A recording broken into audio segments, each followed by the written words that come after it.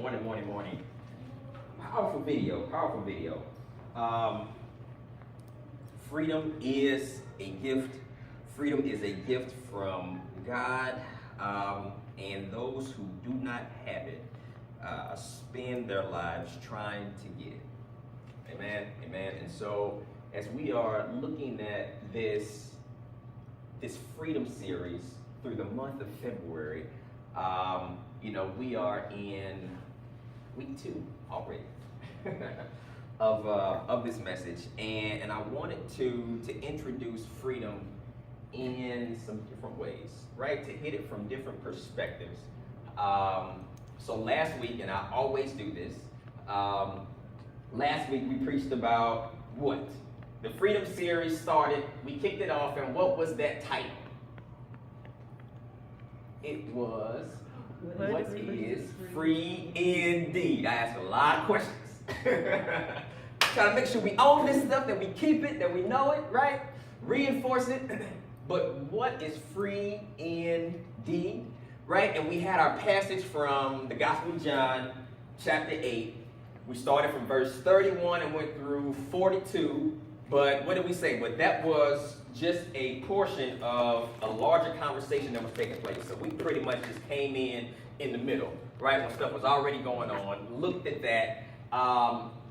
And one of the reasons why the conversation was going for so long was because of these claims that Jesus was making. These claims that Jesus was making. Weighty claims, bold claims, right? And the Pharisees, being hard of their hearts, being pretty much rejecting of the Messiah, they had a lot of rebuttals, pushback. Jesus would say one thing, then they would say, no, that's not true. They would say something else. He would say something else, then they would say something else. He would expound on what he was saying, and then they would have something else to say. But because there was such a huge event taking place, there were other people listening, right? So that's like me and you having a conversation, right? And then somebody's right there listening to everything that I'm saying. They're like, well, wait a minute, those claims may be true. And so then they started to put their hope, or I should say put their faith in Jesus. And then when we came into our text, Jesus stopped talking to the Pharisees, and then he started talking to the Jews who had believed. And so he said, okay, I hear this verbal commitment that you do have, but let me test to see if your heart is truly for me, if I truly have all of you. And so he said, what? If you remain in me, if you abide in me, if I'm everything to you, if you draw life from me, right? If your foundation is me, then truly you're mine. As soon as they believed, he shifted the conversation from the Pharisees who didn't get it to those who professed to believe, to see if their hearts were really in the verbal profession. And then, what did he say? He said, if you remain in me, if you abide in me, then you're really my disciples. You will abide in truth, then you will know the truth, and the truth will set you free. Right? He said that. But their response indicated they didn't get it. They started talking about that they were always free, right? That their main source of identity, their righteousness pretty much came from their relationship and being a descendant of Abraham. So it let God know that their hearts were not truly for him, because their main source of identity was still apart from him. If God is not everything to us, if our source of identity still comes from something else besides him, then the question is, well, do we really love him? Or are we really in him? Right? And so as the conversation began to progress, you begin to see that Jesus is revealing, and they are revealing by their questions and by what they're saying, about what their belief is in, that their hearts are not really in it. So they profess God, but they don't really love God. Right? And that happens a lot today in society. And that's the burden that God has given me, where there's so many people that profess him, but don't live him. And to know God, what is to love God? Because God is love. And to love God is to live God. He says it over and over and over again. If you love me, then you'll obey me. If you love me, then you desire to do what I will. If you love me. If you love me, there's no other way that you want to do life, because you love me. right?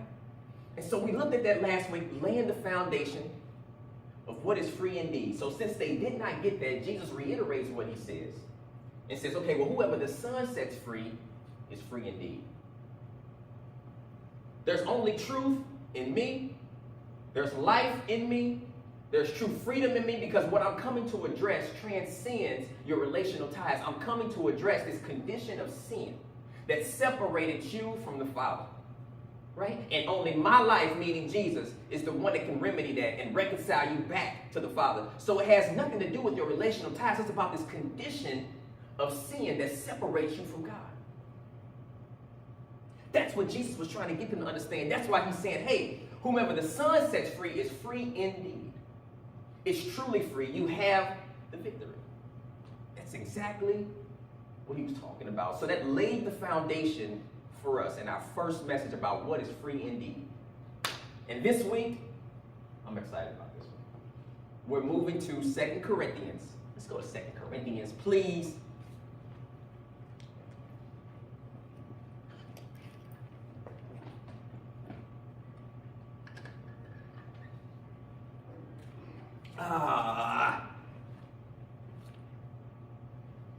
And we're going to chapter 5. So pretty much the scripture that we opened up with this morning. So 2 Corinthians chapter 5, verse 14. I'm going to check really quick to make sure this is on. I need this. Yes. 2 Corinthians 5, 14.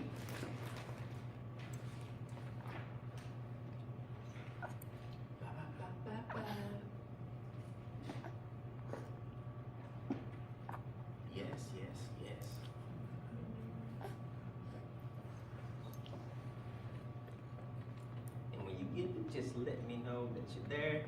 I found her. Yeah, oh, that's fine. Trust me. It's taking a lot. It's taking a lot longer sometimes. You are okay. So 2 Corinthians chapter 5, and this, is one of the letters to the church of Corinth that Paul has written. And so we're going to look at chapter 5, and then we're going to pick up right here at verse 14, and then we'll read just about 3 verses. That'll be enough for us today, 14 through 17, okay? So it says, for Christ's love compels us. Or, if you have a different version, it says, for the love of Christ controls or constrains us. Because we are convinced that one died for all, and therefore all died. And he died for all, that those who live should no longer live for themselves, but for he, meaning Jesus, who died for them and was raised again. So from now on, we regard no one from a worldly point of view. Though we once regarded Christ in this way, we do so no longer. Therefore, if anyone is in Christ, he is a new creation. The old has gone, the new has come. You do not become a better you. You do not become a more educated you. You do not become a more informed you. But through Jesus Christ, you are a new you. Okay? So that's our text for today.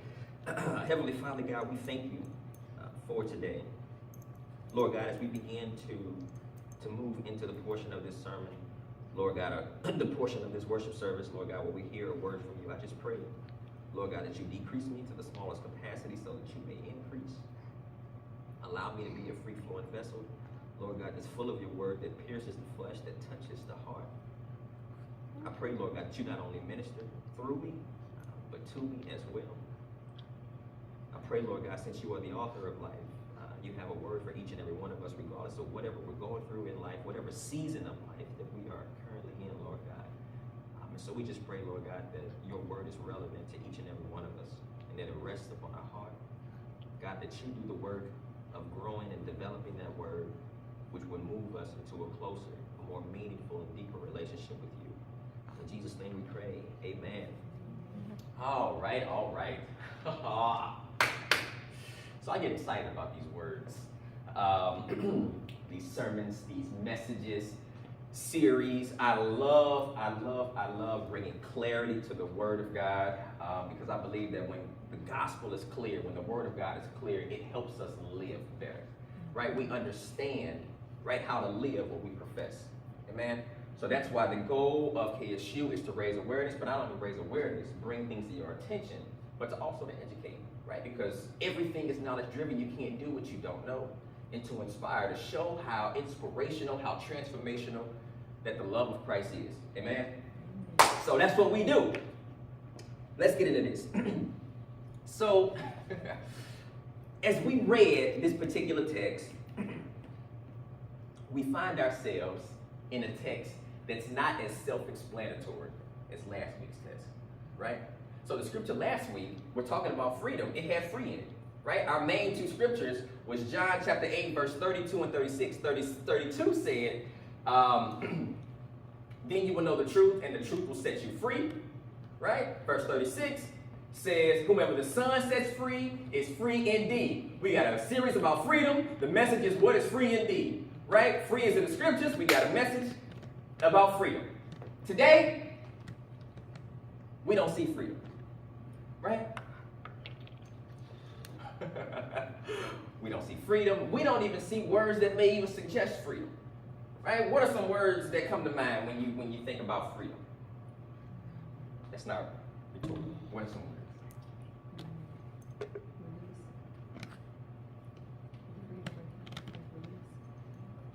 Yeah, release. Yeah. Choice. Individuality. The freedom to express, right? Autonomy. Independence. Openness. What else? Liberty. Right? Those are the kind of words that come to mind, right? When we hear the word freedom. Will we see any of those words in our text today? What about this? What about space for expression? What about that? Put that in your back pocket. What about space for expression? We're talking about freedom this morning. We're talking about freedom. As a matter of fact, when we look at our particular text that we just read, we actually see language in there that seems to contradict and go against and be the opposite of freedom. Did y'all read past that?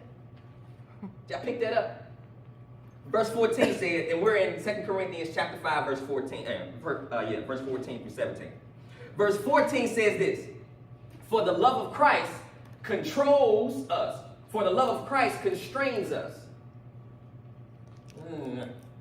We didn't mention one of those words when we thought about freedom. None of those words came to mind when we thought about freedom. Now we're in a passage that has language that seems to be different than freedom. But we're talking about freedom. For the love of Christ controls us, for the love of Christ constrains us. That raises questions. Right? It raises questions. It should raise questions. How do we go from, in the series of freedom, how do we go from whomever the Son sets free is free indeed to the love of Christ controls or constrains you? How do we do that? I like doing this. Is it a contradiction in God's perfect word? Absolutely not. So maybe there's an opportunity for us to have a deeper insight and understanding about what true freedom actually is. Maybe. You think? Yes. I know. Yes. Well, what's the relationship between true freedom and constraints? What's the relationship between true freedom and control? Because when I think about constraints and control, the images, the pictures that come to mind, words that come to mind are limitations. Right? When I think about constraints and control, I think about restrictions, I think about limitations, I think about being limited, I think about no room for expression.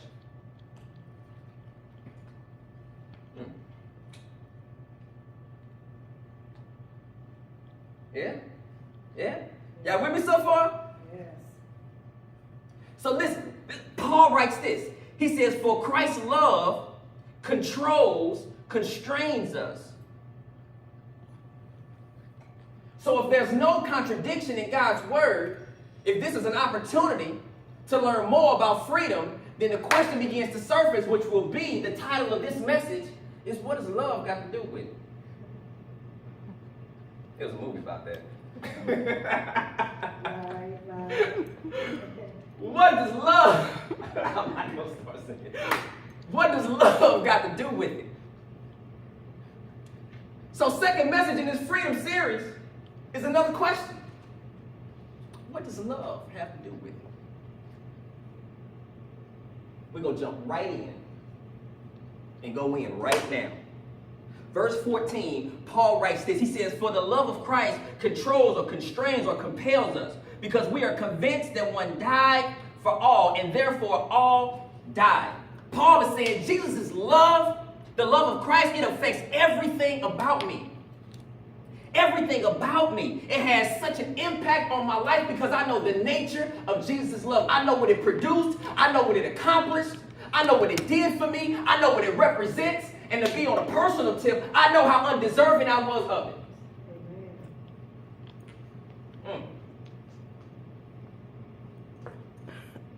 Now we're beginning to see some things. He says, "For we are convinced that all died." Then he says, "And we are convinced also that one died for all." What do you mean that one died for all? Which love comes first? Jesus' love for us or our love for him? It's real easy. Jesus' love for us. Right? While we were sinners, he died for us. Perfect. Without sin. Went to the cross. Suffered and died. He didn't have to do it, but he did.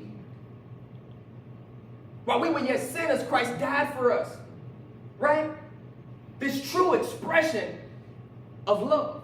This sacrificial love that paid the price that we couldn't pay so that we can receive the blessings that we do not deserve. His love for us, right, was there before we loved him. So Christ died for all. He said, "I've been convinced of this. I know this. I know the nature of his love. I know what it represented. I know what it produced. Therefore, I've come to the conclusion, which is the right conclusion. I've been convinced that he died for us. That one died for all. The ultimate sacrifice.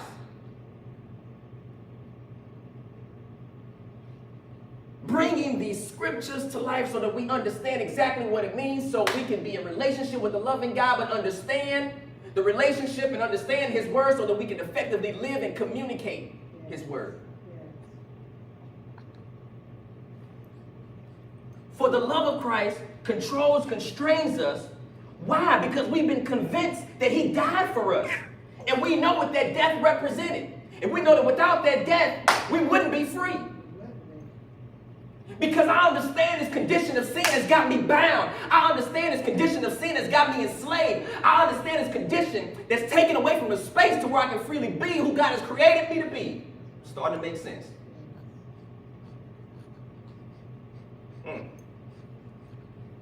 I've been convinced of that. I get it. That's what Paul is saying. I get it so much in a sentence. Whew. He said, I get it. And therefore, all died. See, when we accept Jesus Christ as our personal Lord and Savior, that means our identity is hidden in him. Right? We lay down our life and we take up his. This is what he's unpacking. He says, and therefore all died. Meaning that when you accept Jesus Christ, you take upon his identity. You are in his death. And the beauty about being in his death is that you're also in his resurrection. When he defeated sin, when he overcame the grave, where nothing could keep him bound. Everything that gets us didn't get him. And so now we take off that and take upon his life. And so now we become overcomers, where nothing else, this sin condition cannot keep us bound anymore, can't keep us enslaved anymore, can't stop us from becoming who God has created us to be and to walk freely in his will. That's the victory. In Ephesians, you find language that says, for we've been made alive in Christ, we've been raised with Christ, and we're seated with Christ. So we fight from a position of victory. We don't fight for the victory because the battle is already won. Paul's saying a lot in one sentence. But that's how rich the Word of God is. It's good stuff. So now, let's keep reiterating this so that we can finally understand what this means.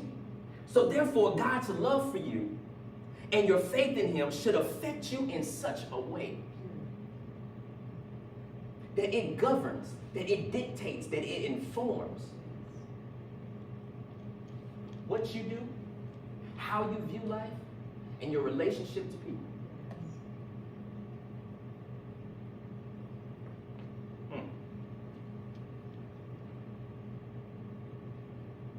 Get this. If God didn't want the best for you, then He would have died for you. It's just that simple. If He didn't want the best for you, if He didn't want you to be free indeed, then He would have died for you.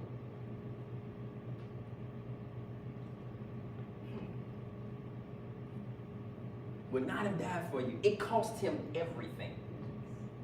And He didn't gain anything. You think about that? I don't know if we ever really comprehend and spend time internalizing what that meant. Jesus gave everything. Came off of His heavenly throne, down here to a sinful world that hated Him. Was persecuted, suffered, was beaten, was talked about, was mocked, that was rejected, and the only reason He was here was because of love. Don't have to be here, but I love you so much, and I know what you were created to be, that I'm here, giving everything for you when you don't deserve it.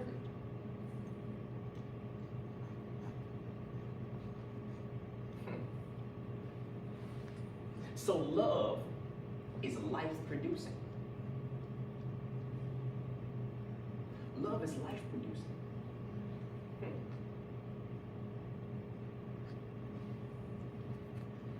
We are free to live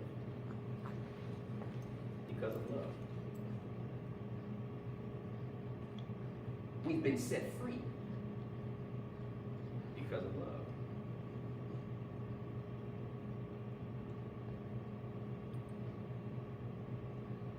It's beautiful. It's powerful. Get this.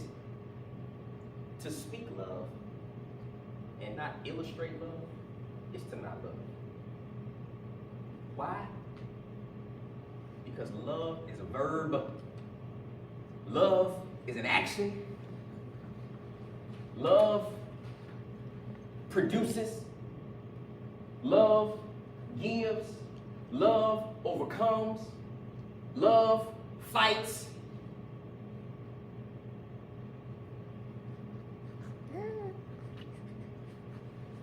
Love does things. And through God's love for us, He created humanity. Through God's love for us, we're here. Right? Not because He was lonely. Not because He was in need. Right? But His very nature is love. So out of His very nature, He gave life.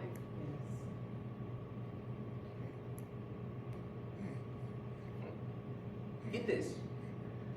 We are created and we are designed to be in communion with the loving God and to find our fulfillment in Him. It goes back to the very beginning. That's a Genesis message. Now here comes the relationship between freedom and constraints. Okay? This is where we're about to introduce the relationship between freedom and constraints to see how understanding this language of control and constraints that Paul is writing about actually gives us a deeper understanding of how to be truly free. Let's look at this relationship. And it starts from the beginning. I want to preface by saying this. Whatever God does, see, God is the author of life. So whatever God does, or whatever God says, is built into how life works. Okay? True. Preface it by saying that, all right? Yes. Let's go back to the beginning. When God created man, when God created Adam and Eve, right? They were created to maximize their potential, right? They were created to walk in the fullness of who they were created to be. Become all that they were created to be, right? Okay. They were free to live, right? God had given them their freedom, okay? But being in the image of God, right? Sometimes we refer to it as the imago Dei, right? That is just being created in the image of God. That implies that we have free will. That's where our free will comes from. We can do as we please because we're created in the image of God, right? We have this freedom of choice, okay? So we have free will, we have autonomy because we're created in the image of God, all right? Follow me here. God doesn't make us love him.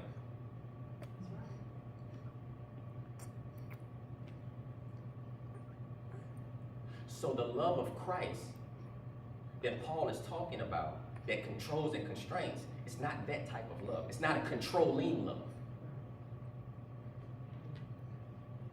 Because God is love,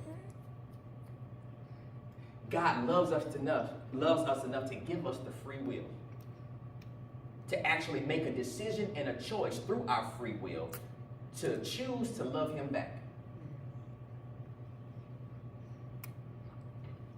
You get that? Because we're going somewhere with this. He gives us that choice to love him back. So we're talking about this relationship between constraints and freedom. Okay? So, Adam and Eve were free to live as God intended. But get this. In order for them to walk in the fullness of their freedom, to maximize their potential, to have the space to truly be free and express themselves the way God intended and created for them to be, he gave them restrictions. So what was their restriction? The restriction was this. While you're in this garden, you have access to everything that you want. Right? You can live freely. You can fully express yourself the way that I created for you to, and you can enjoy this fullness of life by being in relationship with me. But in order to enjoy the freedoms, right, that I have for you and the blessings of this freedom, I've got to input restrictions and limitations. The limitations was this. You can do everything that you want to do and have access to everything you want, but you cannot eat of this one tree. The tree of knowledge of good and evil. That's it. So in order to really maximize freedom, you need limitations. You say, okay. So now with their free will and their freedom of choice, they had a decision to make. Do they let the love of God control them and constrain them to provide boundaries so that they can continue to live in the fullness of life that he created and not eat from that one tree? Or do they make the choice to do that and live life with no limitations and no restrictions?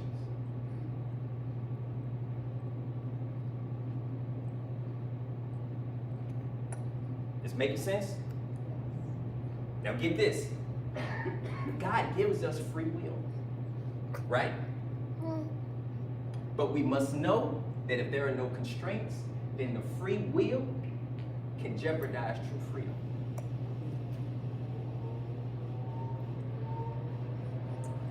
their free will to choose whether or not they would listen to the serpent or listen to God jeopardized their true freedom. Okay? So get this. To experience the blessings of freedom, the space to fully express who God has intended for you and I to be, to maximize your potential, and to maximize that freedom that He offers, you need boundaries.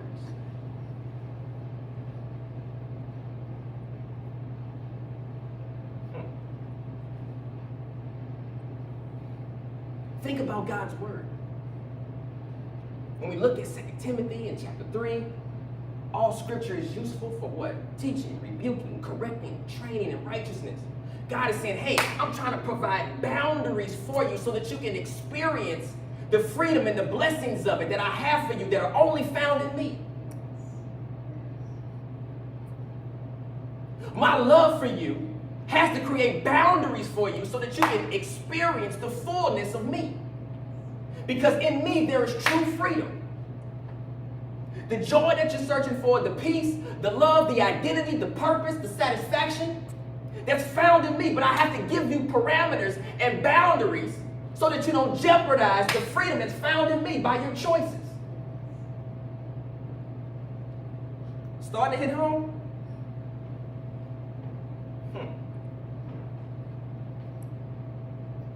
It's heavy stuff. So then Paul moves into verse 15. Verse 15 says what?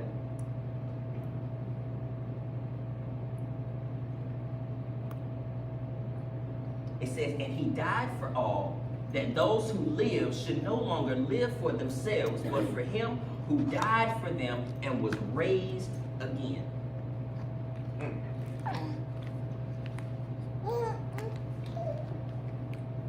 Society is all about self. That's how we're naturally inclined since we're born fallen. We're all about self, really. Self-promotion, self-fulfillment, right? Self-seeking, but it's self. Exercising our free will and still never being truly free.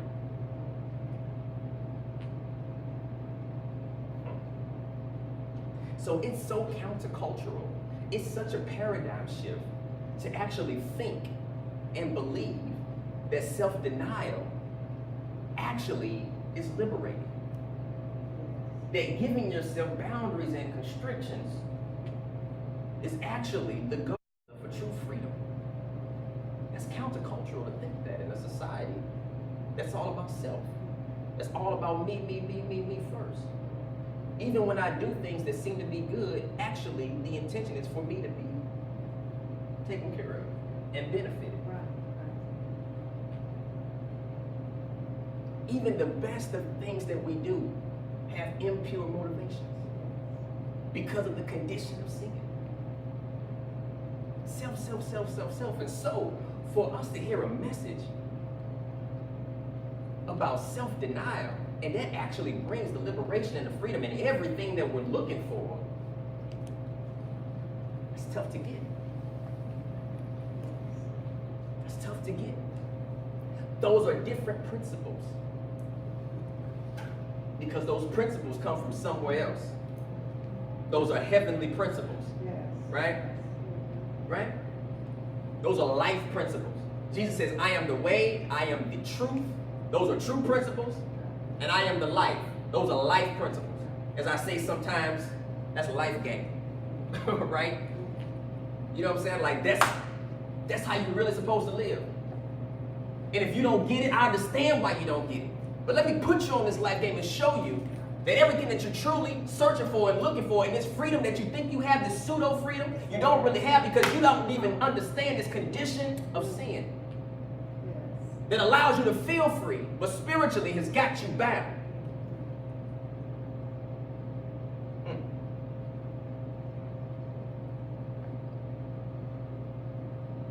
Yeah. Let me just bring it home with this.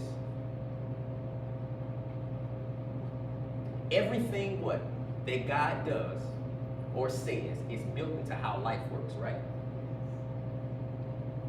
We're talking about this relationship between love, true freedom, and restrictions, right? Get this. You cannot be free without restrictions. Let's just look at how life works to show you how that's built into life. Because it's what God says, what God did from the very beginning. Think about a fish. A fish. In order for a fish to live freely and enjoy the fullness of life and the way it was designed, it has to be restricted to water.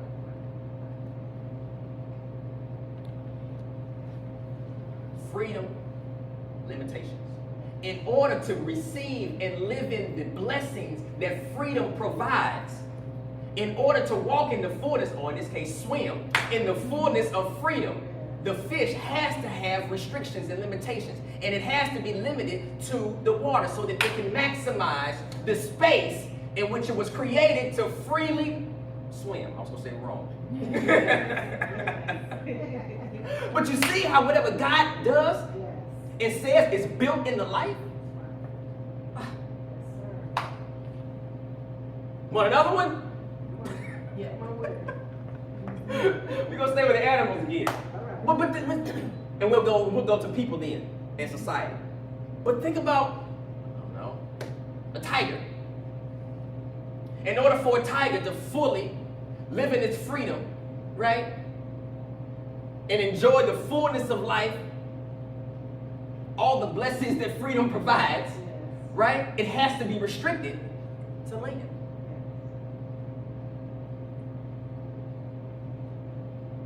See that? If you take what wasn't designed for a particular space and you put it into a particular space, then it cannot enjoy the blessings of freedom. It cannot enjoy what it was created to do. It doesn't have the space for expression.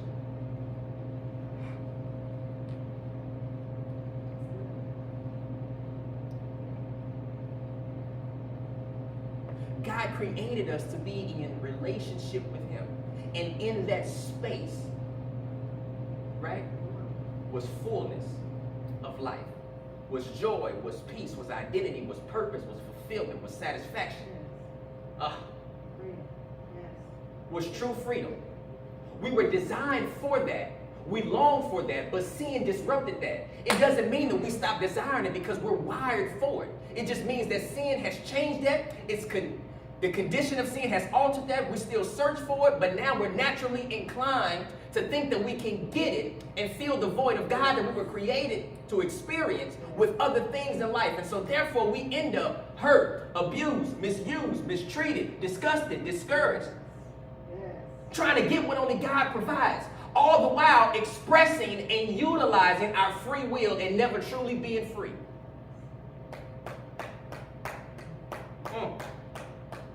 Life game.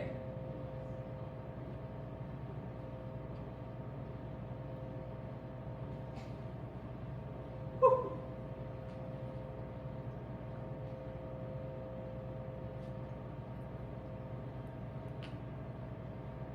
Our society, we watched the video. This country that we live in, right? We got a reputation, right? Land of the free, right? Land of the free. Democracy, right? You can say freedom is highly valued,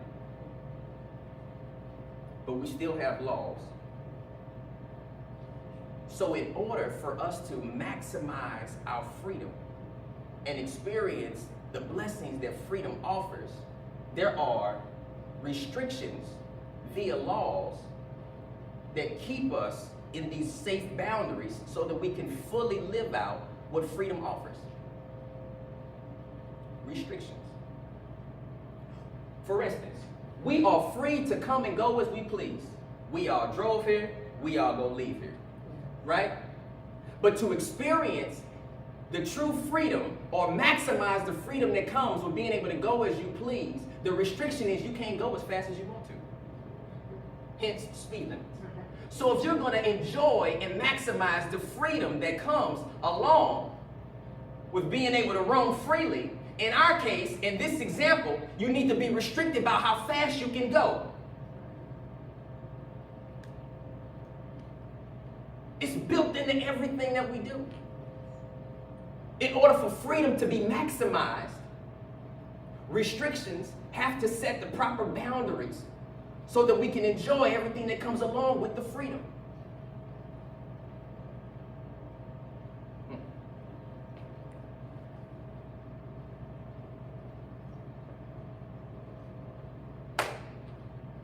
So back to this. Back to what Paul says originally. And I'll close it with this. It says, for Christ's love, or for the love of Christ, meaning Christ's love for us, it controls, it constrains us. I'll close with this.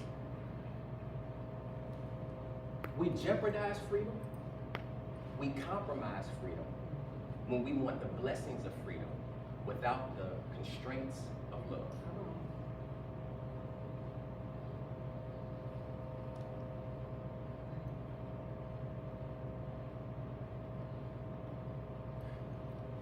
God tries to hem us into this space of freedom so that we can enjoy his presence, fulfill his will, and live in the purpose that he's created us for.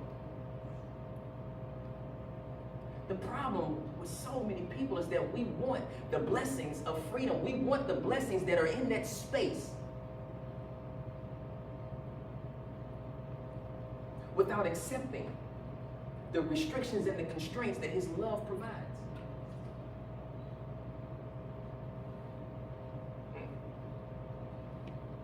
I can't give it all because we're in a series and we got some more next week. But just think about that.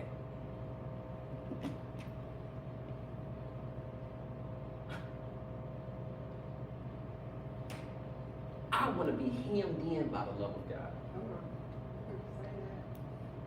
I want the love of God and his word to guide me, to let me know what space I do have, because I know that it's in that space that I have enough space for everything that I desire and what I was created to do. I can find the fullness in that space. I can find the joy in that space. I can understand how to utilize my gifts and my talents properly in that space. I can have true identity in that space. I know my purpose in that space. I'm fully free and have the room to express all that I was created to be in that space. I'm okay with the boundaries. Because I know if I exercise my free will and do things my way and make choices outside of the boundaries that he's established for us to truly have freedom, then I can jeopardize that freedom that's in that space. If I want to live because I do have the choice, because I have free will, if I want to live life with no restrictions and no boundaries, then I'll think I'm free and never truly be free. So what does love have to do with it? Freedom is a byproduct of love.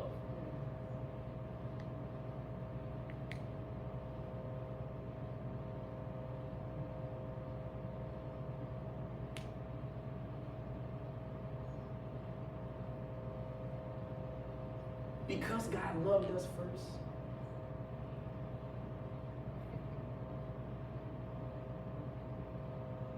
he was sent here, he came here and laid down his life. He came here on a rescue mission because of his love for us. And that love set us free. That freedom, which is free indeed, was a byproduct of his love.